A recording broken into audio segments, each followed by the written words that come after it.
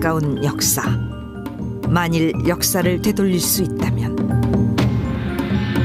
15세기 우리에겐 세상의 모든 소리를 적을 수 있는 한글이 있었다.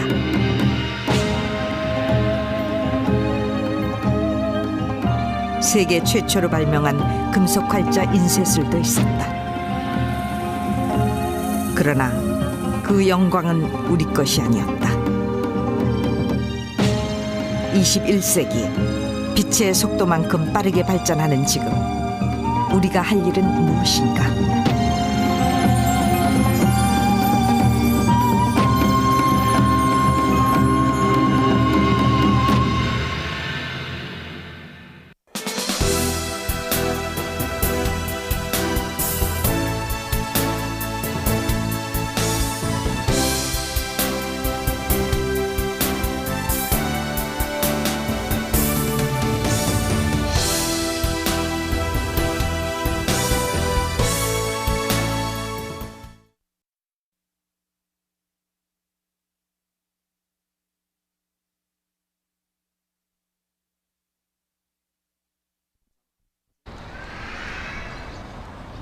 중국 베이징의 한 초등학교. 수업이 한창인 1학년 교실을 찾았다.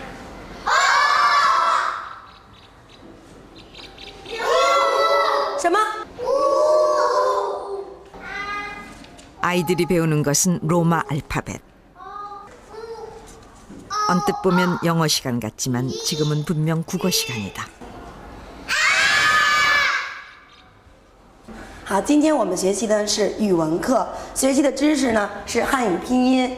为什么要学习汉语拼音呢？是因为汉语拼音是学习汉语的一种工具性知识。学好汉语拼音，孩子以后就能自己认识很多的汉字。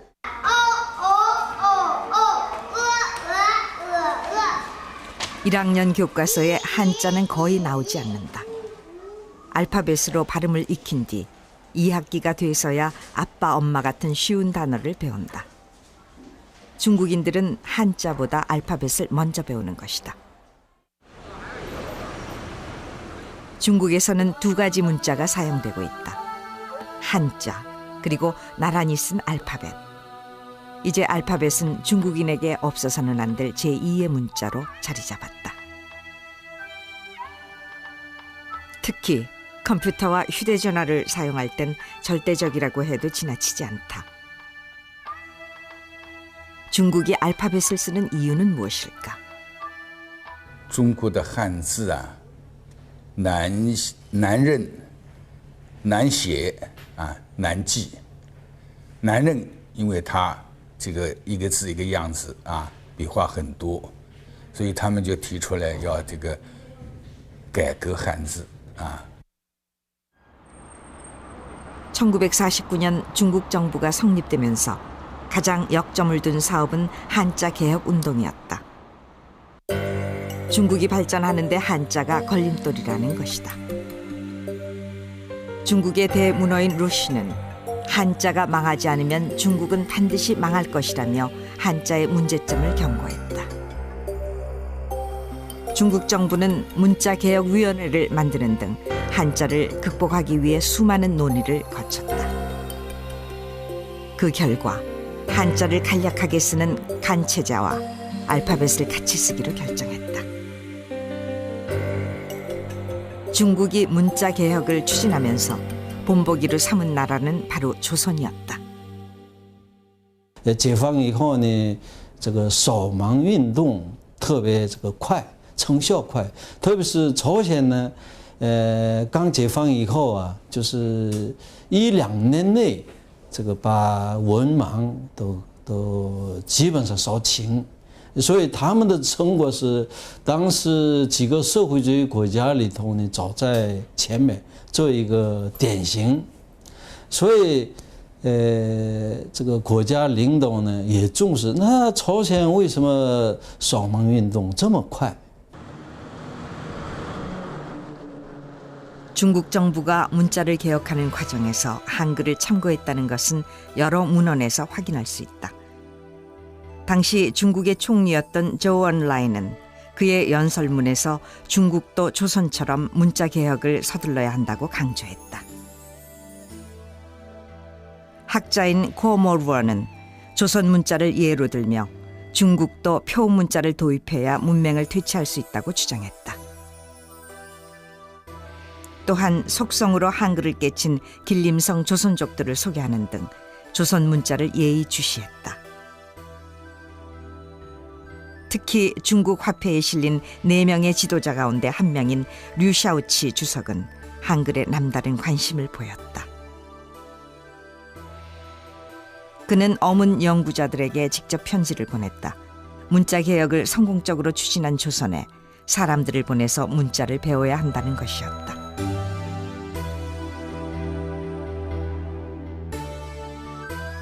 세계의 중심에 중국이 있고 그들의 문화가 세계 최고라고 여겼던 자긍심 강한 중국인들. 그들이 변방의 작은 나라에서 쓰는 한글이란 문자에 그토록 관심을 갖게 된 이유는 무엇일까?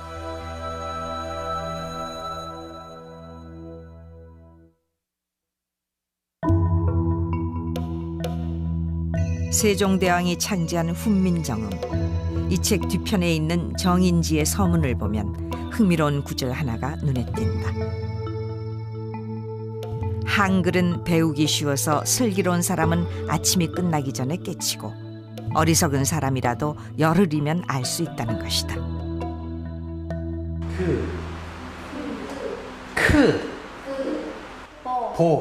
한글을 아침나절에 깨친다는 것이 가능할까? 한글을 전혀 모르는 외국인 이주 여성들을 대상으로 간단한 실험을 해봤다. 과연 4시간 공부해서 한글을 읽고 쓸 수 있을까? 나무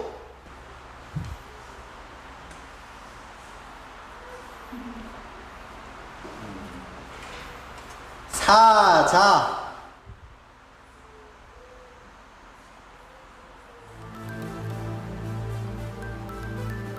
가마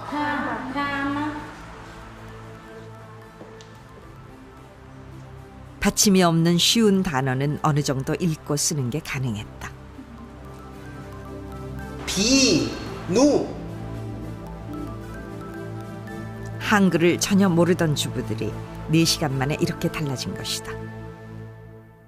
cái việc học tiếng Hàn ấy thì cái viết ấy thì có thể là học nhanh được ấy, nhưng mà cái việc nói với phát âm ấy thì có phải cần một thời gian dài dài mới có thể học tốt được.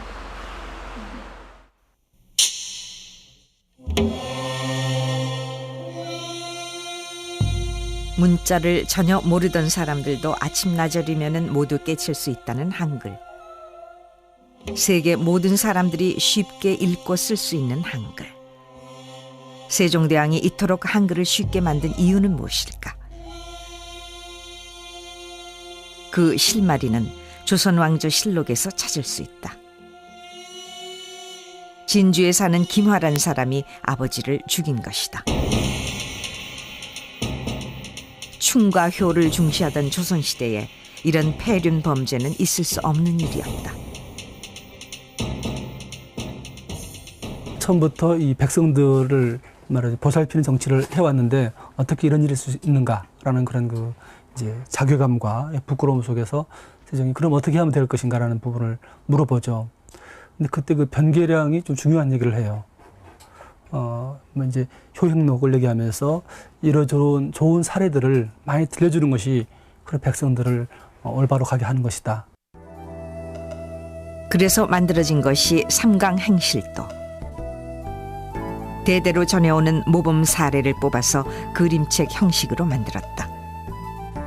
한자를 모르는 백성들에게 그림으로 설명해서 쉽게 가르치겠다는 의도였다.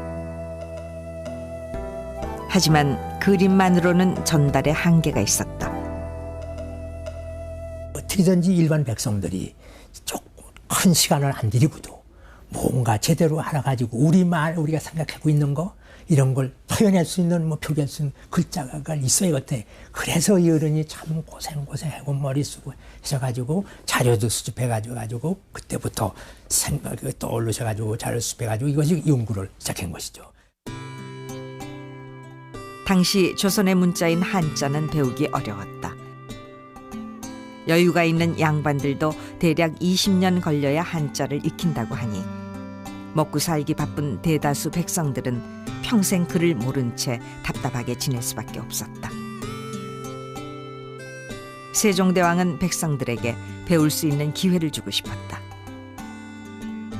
그래서 일하기에 급급한 백성들도 쉽게 깨칠 수 있는 한글을 만든 것이다. 알아야 되기 때문에 모든 지식을 알아야 되기 때문에 알기 위해서는 문자가 쉬워야겠다. 그러니 그러한 문자를 해낸 것이 바로 다시 말하면 백성을 위한 정치예요. 그러니까 민본의 정신입니다. 그러니까 백성을 사랑하는 애민 정신이죠. 알파벳이란 책을 쓴 영국의 언어학자 디린저는 문자를 두 가지 종류로 구분했다. 민주 문자와 엘리트 문자. 엘리트 문자는 이집트 문자처럼 개수도 많고 배우기 어려워서 소수 지식층만 독점하는 문자를 말한다. 당시 이집트 문자를 읽을 줄 아는 사람은 1% 미만이었다고 한다. 반면에 민주 문자는 알파벳처럼 누구나 배우기 쉬운 문자를 말한다. 정보와 지식을 모든 사람이 공유할 수 있게 해주는 문자. 이런 문자를 민주 문자라고 한다. 한글은 당연히 그거는 민주 문자죠. 왜 그런가 하면은 세종대왕이 창제하신 동기부터가 일반 백성의 그 글자 생활을 편하게 하기 위해서 한 겁니다. 그러니까 세종대왕의 사상 자체가 우선 민주적이었어요. 그리고 한자가 너무도 어렵기 때문에 그 일반 국민들은 이거를 배우기도 어렵고 쓰기도 어렵고 하니까 이 소통이 안 된다 하는 그런 생각 때문에 하신 거죠. 한글이 이쪽에 완전히 그 민주적인 거라면은 한자는 저쪽 끝에 있는 그야말로 이 지배자의 문자다. 그러나 민주 문자인 한글은 순탄한 길을 걷지 못했다. 한글이 창제되자마자 최만리를 중심으로 한 지식층은 강력하게 반발했다. 한자를 포기한다는 것은 그들의 기득권을 포기하는 것과 마찬가지였다. 쉬운 문자가 만들어졌지만 조선의 공식적인 문자는 여전히 한자였다. 한글은 단지 아녀자들이나 쓰는 글로 홀대받으며 겨우 명맥을 이어갔다. 그 후 400여 년 동안 한글은 가치를 인정받지 못했다. 만일 쉬운 문자가 널리 퍼져서 백성들이 제대로 썼더라면 우리의 역사는 어떻게 바뀌었을까?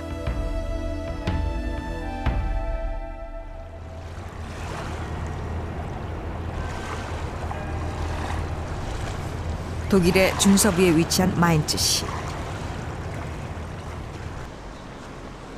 2000년의 역사를 자랑하는 이 도시엔 세종대왕과 같은 해에 태어난 또 한 사람의 위인이 있다. 그의 이름은 요하네스 구텐베르크. 금속활자 인쇄술로 세계사의 흐름을 바꿔놓은 사람이다. 그는 독일뿐 아니라 유럽, 아니 전 세계에서 정보혁명을 일으킨 위대한 인물로 추앙받고 있다. Ich bin stolz auf Gutenberg, weil er im Grunde genommen das alles hier möglich gemacht hat. Ohne Buchdruck wäre das ganze Universitätswesen nicht nur in Deutschland, sondern in ganz Europa nicht so möglich, wie es jetzt existiert. Deswegen finde ich das eine sehr bemerkenswerte Leistung und freue mich auch gerade an der Universität zu studieren, die nach ihm benannt ist. 15세기 유럽에선 책이 대단히 귀중한 물건이었다. 양가죽을 종이처럼 얇게 다듬어 만든 양피지에 손으로 일일이 옮겨 쓰다 보니 책 한 권을 만드는데 2~3년이 걸렸다고 한다. 그래서 소수의 귀족이나 성직자들만 책을 가질 수 있었다. 이렇게 귀한 책이다 보니 책을 만드는데도 공을 들였다.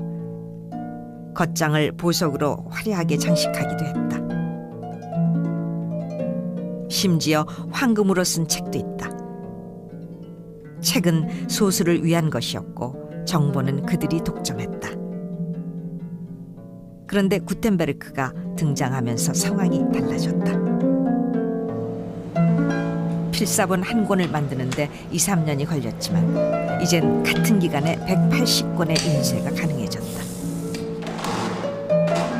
소수 엘리트들이 독점했던 지식과 정보는 대중들에게 무서운 속도로 확산됐다.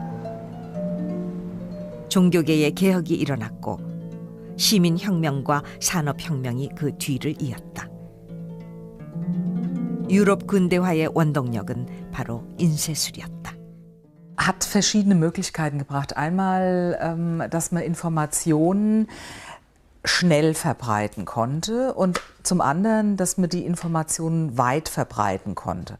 Also seine Erfindung, die hat wirklich dazu geführt, dass dieselbe Information in ganz Europa gelesen werden konnte und man konnte sich dazu auch wieder äußern. Das heißt, es hat für die Meinungsfreiheit eine riesengroße Rolle gespielt.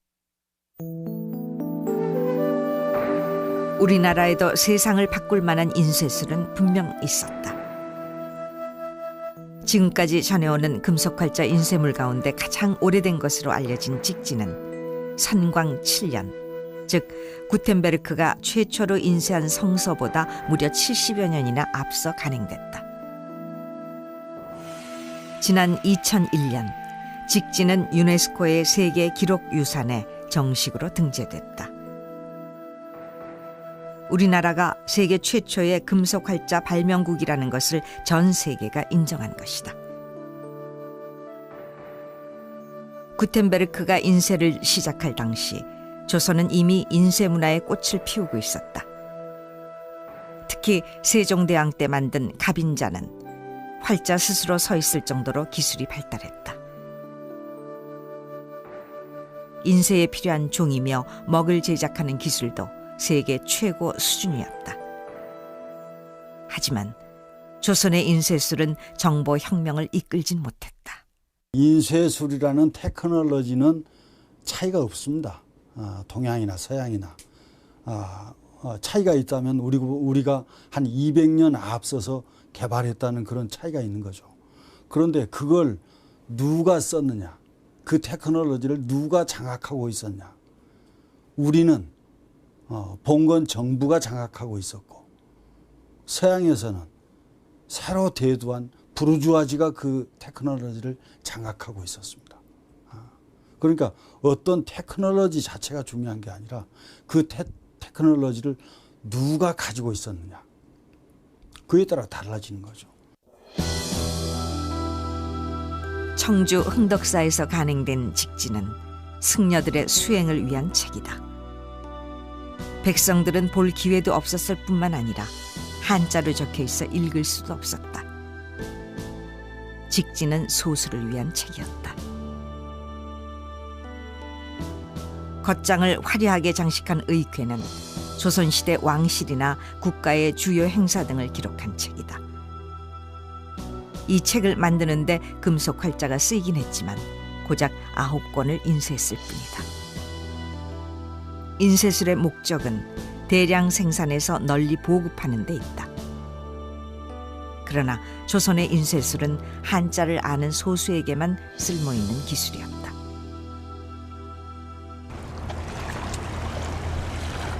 반면에 독일의 인쇄술은 다수를 위해 쓰였다.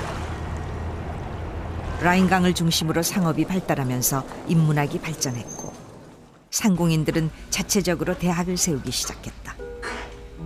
책을 읽으려는 사람들이 점차 늘면서 독일의 인쇄술은 상업적으로 성공할 수 있었다. 인터넷 백과사전을 보면 당시 독일 문자를 읽고 쓸 줄 아는 사람은 약 25%, 한 집에 1명 정도는 문자를 알았다는 것이다. 이렇게 문맹률이 낮고 책에 대한 수요가 많았던 이유는 그들이 배우는 알파벳이 쉬웠기 때문이다. Ich denke mal, dass das europäische Alphabet, wie es also dann schon im 15. Jahrhundert ja überall verbreitet war, sehr große Vorteile für das Drucken gehabt hat. Denn man hatte eine begrenzte Anzahl von Zeichen. weil man in der Herstellung viel rationeller vorgehen kann, weil man diese Zeichen immer wieder kombinieren kann, immer neu zusammensetzen kann. Sie ist also sozusagen zum Recyceln geeignet und man kann natürlich damit auch viel schneller arbeiten. In vieler Hinsicht ist es ein viel schnellerer Prozess. 알파벳은 활자를 만드는데도 경제적이다. 독일의 알파벳은 20여 개. 인쇄할 때 중복되는 활자를 고려해도 대략 200개 정도 만들면 인쇄가 가능하다. 그러나 한자로 인쇄하는 조선의 상황은 전혀 다르다. 한자의 숫자만큼 활자가 필요한 것이다. 중국의 대표적인 사전 강의자전. 이 사전엔 약 5만 자 정도가 수록돼 있다. 한자로 인쇄할 경우 중복되는 한자까지 고려한다면 20만 개 이상의 활자가 있어야 인쇄가 가능하다. 구텐베르크가 인쇄 말하자면 금속 활자 인쇄를 이렇게 하게 된 것은 로마자를 가지고 쉬운 소리 글자를 가지고 글을 쓰고 있는 것이 안에 내용으로 담겨 있기 때문에 그것이 모든 사람들에게 폭발적인 정보 교환의 수단으로 확장되는 것인데 우리는 이제 직지 같은 것들이 그보다 훨씬 더 먼저 금속 활자로 기술은 이렇게 개발이 되어 있었지만은 거기 담기는 것이 한문이니까 중국의 글말이기 때문에 우리 계대를 이렇게 새로운 정보의 세계로 끌어내는 그런 기능을 할 수가 없었던 것이죠. 우리나라는 세계에서 가장 앞선 금속 활자 인쇄술과 언어학자들도 부러워하는 과학적인 문자를 갖고 있다. 만일 뛰어난 기술력의 한자 대신 쉬운 한글을 접목했더라면 구텐베르크 못지않은 변화도 가능하지 않았을까.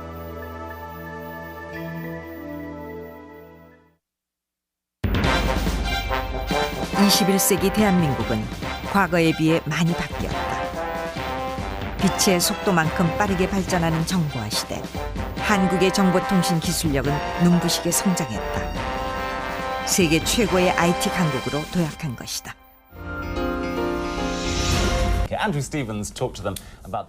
세계 유수의 언론들은 한국의 정보통신 발전에 놀라움을 감추지 못했다. 뉴욕타임스는 공상과학 소설이 일상생활에서 이루어지는 나라라며 한국을 극찬했다. 경제전문지 포춘도 앞으로 발전을 위해 미국은 한국을 모델로 삼아야 한다며 한국의 디지털 환경을 부러워했다. 또한 유엔의 정보통신기구 ITU에서 조사한 결과 디지털 기회지수에서도 3년 연속 1위를 차지 정보국가로서의 위상을 국제적으로 인정받았다. 미래의 정보혁명이 컴퓨터와 인터넷으로 이루어진다면 한국은 최고의 기술력으로 완벽한 환경을 갖춘 것이다.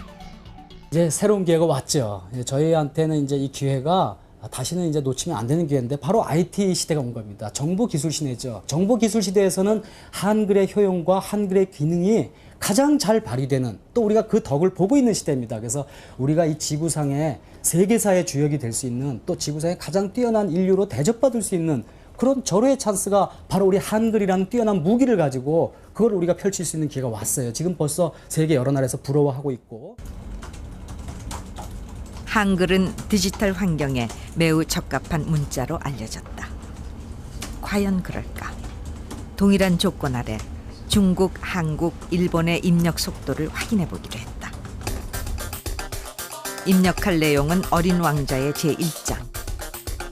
실험을 시작한 지 채 10분도 되지 않아 가장 먼저 손을 든 나라는 한국. 중국과 일본에 비해 7배 이상 빠른 속도였다. 日本ではカタカナ、ひらがな、あと漢字があります。それを見比べながら打たなければならないんで、それでちょっと時間の差とかが打つ差とかのスピードも出てくると思います。因为韩语在打字的时候可以直接按它的发音、子音跟母音结合起来打字，所以说可以直接打出来。但是我们中国词汇打的时候有同样的发音的情况出现，所以说同样的词汇要经过选择才能打出来，所以在这个选择的过程当中，时间花的就比韩国字打字时间花得多。 중국어는 알파벳으로 발음을 먼저 입력한 뒤 그중에서 알맞은 한자로 변환하는 과정을 거쳐야 한다. 일본어는 히라가나와 가다카나를 구분해주고 한자 역시 변환을 해야 하기 때문에 입력하는 데 시간이 걸린다. 하지만 한글은 소리 나는 대로 치면 된다. 여기에서 속도의 차이가 나는 것이다. 일단 입력 속도에서 다른 나라 언어들에 비해서 굉장히 빠른 속도를 자랑을 하고 있고요. 또 출력 시스템을 구성할 때도 굉장히 효율적으로 구성을 할 수가 있습니다. 또 가독성 부분에 있어가지고도 굉장히 단순한 획들의 연속이기 때문에 어떤 그것을 가독하고 해독하고 하는 데 있어서 다른 나라 언어들보다 훨씬 빠르게 읽어낼 수 있다고 생각을 합니다. 초고속 인터넷에 디지털과 완벽하게 결합하는 한글. 우리의 정보통신 기술은 세계의 흐름을 선도하며 불가능을 가능으로 바꿔놓았다. 무궁무진한 잠재력을 가진 정보통신 기술. 한국의 미래는 어느 때보다 밝아 보인다. 하지만 현실은 그렇지 않다.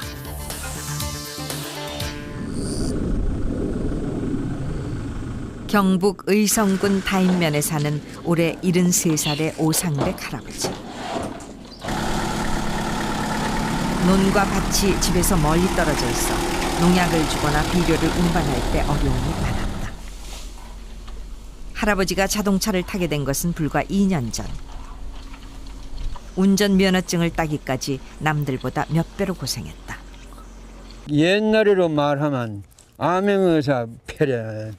이 면허증이 아니고 내한테는 그렇게나 어려웠어요. 이 면허증 짠이라고 우리 할머니하고도 이혼합을 했구만. 할아버지의 운전면허 도전은 2년 동안 계속됐다. 하나, 둘, 셋, 넷, 다섯, 여섯. 무려 134번 만에야 운전면허에 합격한 것이다. 그동안 들어간 인지때만 해도 수십만 원.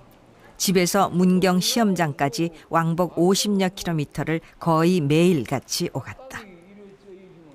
할아버지가 필기시험에 번번이 떨어진 이유는 시험 문제가 일상생활에서 쓰는 용어와 너무 달랐기 때문이다.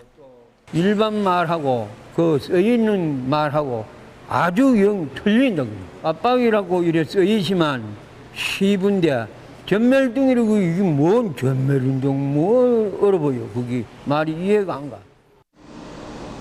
숱한 우여곡절 끝에 필기시험을 통과한 할아버지.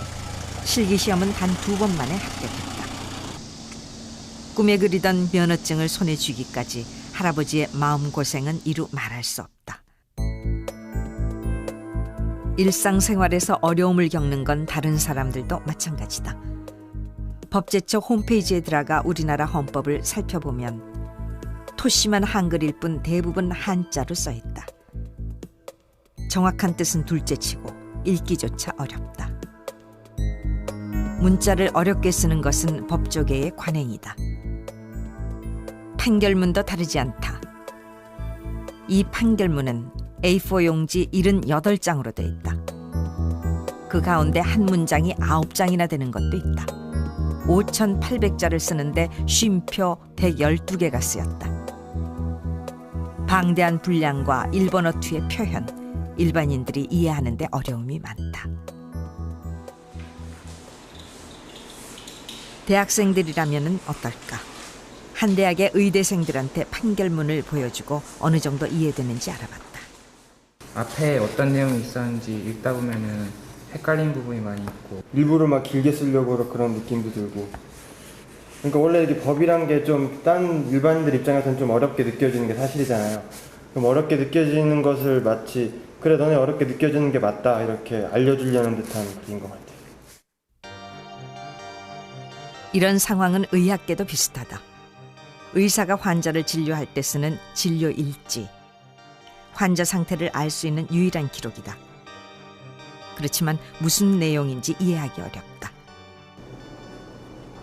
이번엔 역할을 바꿔 법대생들한테 진료일지를 검토해보라고 했다. 이게 위궤양이고 이게 암 같은데?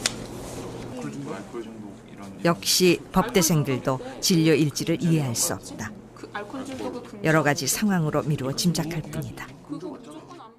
처음에 읽어봤을 땐 진짜 한글로 된 부분밖에 알아볼 수 없었고요. 나머지는 그냥 저희가 어느 정도 이렇게 아는 영어 단어 몇 가지 정도만 알 수 있었고 당연히 고쳐야 된다고 생각해요. 저. 그냥 이렇게 안 쓰고 그냥 쉽게 이렇게 영어로 되는 것도 한글로 이렇게 쓸 수도 있고요.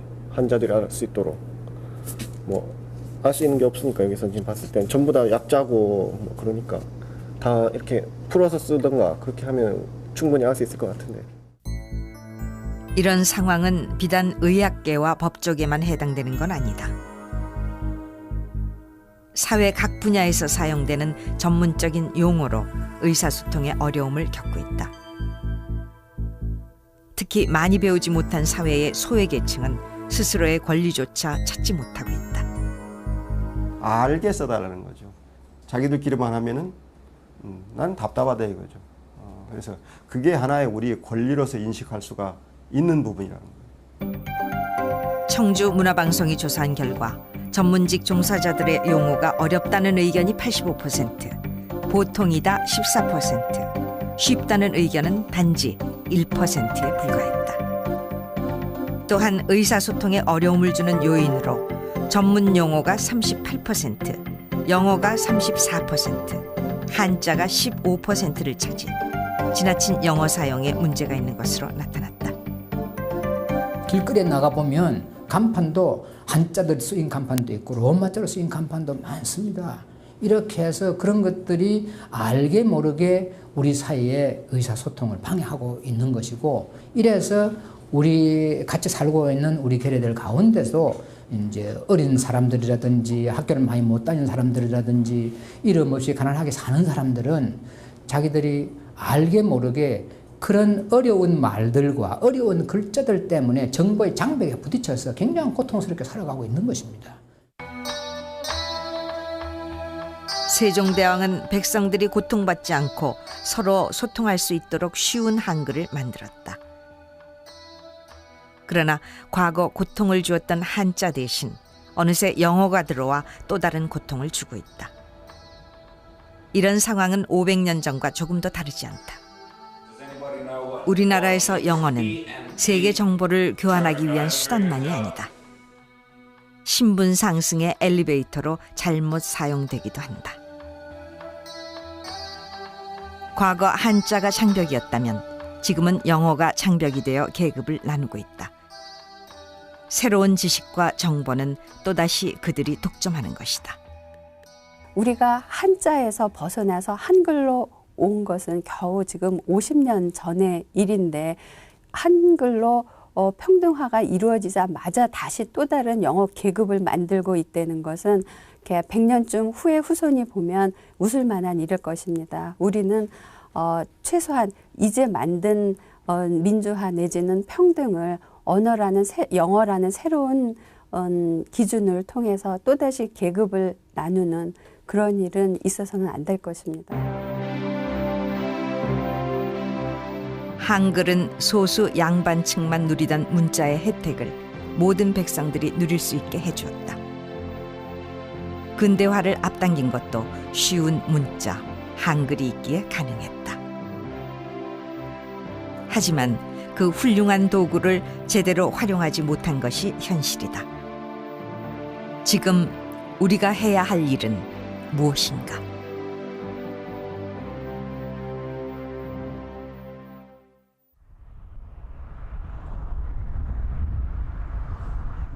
영국 맨체스터 인근의 하이핏. 이곳엔 영국의 큰 변화를 일으킨 작은 시민단체가 있다. Plain English 캠페인, 우리말로 하면 쉬운 영어를 사용하자는 운동본부다. 이곳에선 어렵게 표현된 영어를 일반인들이 제대로 알 수 있도록 쉬운 말로 고치고 있다. 정치인이나 유명 인사의 연설문도 이들의 손을 거친다. Including Tony Blair's cabinet, previous supporters include past Prime Ministers such as Baroness Margaret Thatcher. John Major has been a major supporter of ours. We've also had support from the royal family. Princess Anne, she's in fact presented one of our awards and given us messages of support. 정치적인 연설문뿐만 아니라 생활 속에서 접하는 모든 영어 표현이 이들의 작업 대상이다. 약품이나 보험 증서, 어린이용 책자에 이르기까지 모든 분야의 문서를 알기 쉽게 바꾸고 있다.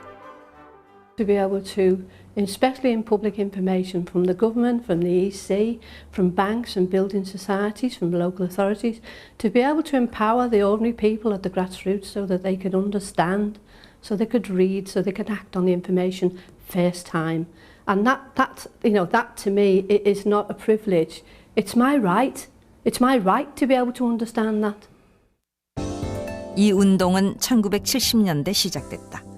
생활 보호를 받던 한 노인 부부가 난방비 신청 서류를 작성하지 못해 얼어 죽는 사건이 발생하면서 문서를 쉽게 쓰자는 운동이 일어난 것이다. 20년간 꾸준히 활동한 끝에 마침내 영국 정부도 뜻을 같이 했다. 은행이나 보험회사 같은 기업체도 동참했다. 정부는 5만 8천 건의 문서를 쉬운 영어로 바꿨고 그 과정에서 500만 파운드의 국가 예산을 절감했다. 쉬운 영어를 사용하는 기업체의 문서엔 크리스털 그림을 붙여준다. 이 그림이 있는 문서는 누구나 쉽게 볼 수 있다는 뜻이다. Easy English is a principle which we apply to all of the various audiences that we have, be it residents, citizens, businesses, central government, and the same principles now in Britain are believed by, and followed by everyone, that you should make things as easy as possible, because that's the way. There's no point in having barriers between central government or local government and the people, our customers, who actually use the services. 많은 영국인들은 쉬운 영어를 사용하면서 일상생활이 수월해졌다. 스탁턴에 살고 있는 올해 70살의 존 할아버지. 전에는 몇 번을 읽어도 이해할 수 없던 문서들이 이젠 쉽게 표현돼서 다행이라고 한다. It's getting easier because of the efforts we've discussed. The insurance companies and lawyers and people like that, official bodies, are joining government departments in making an effort. So of course it's becoming more and more easy. But some companies have no idea whatsoever and they're still churning out rubbish. And if only they'd all make the same effort to make things concise, easy to understand and quick to deal with.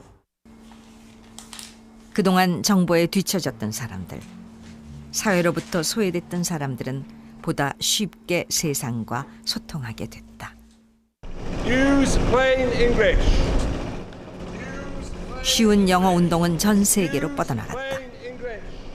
남녀노소 누구나 소통 가능한 사회를 만들자는 이 운동은 미국, 호주, 덴마크, 스웨덴 등 수많은 나라에 전파됐다.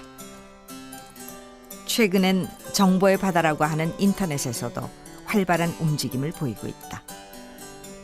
정보의 원활한 소통이야말로 열린 사회로 가는 지름길이라는 걸 누구보다 잘 알고 있기 때문이다. 우리가 IT 산업 지금 많이 성장했잖아요. 그리고 지금도 뭐 인터넷 우리가 엄청나게 많이 쓰잖아요. 그게 뭐냐면 지식의 유통 경로를 한참 빨리 해주고 있던 거죠. 가장 유능한 사람이 가지고 있는 지식이 있으면 그거를 가장 유능하지 않은 사람까지 빨리 정보를 빨리 전달해 줄 수 있는 체제, 이걸 우리가 만들어내야 되거든요. 현재 우리는 한글이 아주 유력한 좋은 연장이죠. 거기다 인터넷이 있죠. 우리 사고방식만 나누자 하는 사고방식만 우리가 가진다면 우리 사회는 아주 급격하게 보편적인 지식을 함께 나눌 수 있는 사회가 될 수가 있어요. 쉬운 말로 바꿔 성공한 경우는 우리나라에도 있다. 경기도 양주에 있는 대장금 테마파크. 낯선 외모의 사람들이 눈에 띈다. 이들은 이란 방송국 관계자들. 인기 많은 드라마 대장금의 특집 프로그램을 만들기 위해 이곳을 찾았다. و درصد بیننده هامون رو سنجیدیم 85 تا 90% بیننده داشته این سریال. خیلی جذاب، خیلی جالب بوده برای مردم ایران. بعد یه مانیتور خیلی بزرگی اونجا هستش که مردم وقتی میرن پارک و موقع پخش اون سریال میشه میشینن و اون سریال رو از توی پارک تماشا میکنن. خیلی برای مردم جالب. 과거 지구상의 한 점에 불과했던 코리아가 드라마 대장금을 통해 가보고 싶은 나라로 바뀐 것이다. 한류 열풍의 주역인 드라마 대장금은 만일 조선왕조실록이 한글로 번역되지 않았더라면 이 세상에 존재할 수 없었다. 쉬운 한글로 번역되고 인터넷에 공개되면서 멀리 있던 조선이 우리 곁으로 다가온 것이다. 바로 왕조실록이 있기 때문에 조선시대의 모든 국가에서 벌어진 500여 년 동안 벌어진 모든 일을 그 실록을 통해서 하나하나 다 검색을 하고 찾아낼 수도 있고 또 거기서 아이디어도 얻을 수 있고 뭐 그래서 뭐 그야말로 창작하는 사람 특히 역사물을 창작하는 사람한테는 하나의 보고라고 볼 수가 있죠. 오랜 세월 서고에서 보관되어 온 고문헌들. 선조는 후손을 위해 기록을 남겼지만 정작 후손은 읽을 수가 없었다. 그러나 한자에 가로막혔던 500년 세월을 이어주는 다리가 놓이면서 잠자던 옛 기록이 새 생명을 얻었고 오늘날 대장금이 탄생할 수 있었다. 조선왕조실록은 조선시대 역사 전공자들만이 접근하고 활용할 수 있는 말하자면 그들의 전유물이었습니다. 하지만 이것이 이 번역과 디지털화를 통해서 학자가 아니래도 조선시대 전공자가 아니래도 거기에 담겨 있는 이 문화적 소재들을 다른 여러 가지 목적으로 활용할 수 있는 길이 비로소 열리게 됐다고 할 수가 있겠죠. 고려의 금속활자 인쇄술은 세계사에 길이 남을 위대한 발명이었다. 그러나 어려운 문자 때문에 제대로 쓰이지 못했다. 21세기 우리의 정보통신 기술은 빛의 속도만큼 빠르게 발전하고 있다. 그러나 모든 사람이 활용하는데 자유롭진 못하다. 이런 모습은 500여 년 전과 놀랄 만큼 닮았다.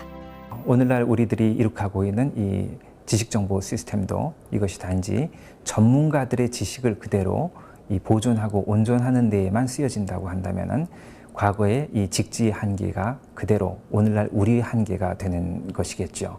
그 벽을 넘어서서 모든 사람이 좀 더 자유롭게 이 지식을 공유할 수 있는 형태로 나아가서 과거의 직지가 머물렀던 그러한 한계를 넘어서는 그러한 진정한 지식혁명의 이 성과가 이루어지길 기대합니다. 한글은 400년 이상 우리의 공식적인 문자가 아니었다. 오랜 세월 거의 사장됐던 문자가 살아남을 수 있었던 것은 쉬운 문자, 한글이기에 가능했다. 소수가 정보를 독점한 사회는 발전할 수 없다는 것을 우리는 역사에서 수없이 배웠다. 21세기 지금 우리가 할 일은 무엇인가? 한글의 진정한 가치를 알고 한글로 미래를 열어가야 한다. 무한한 가능성, 그것이 바로 한글의 힘이기 때문이다.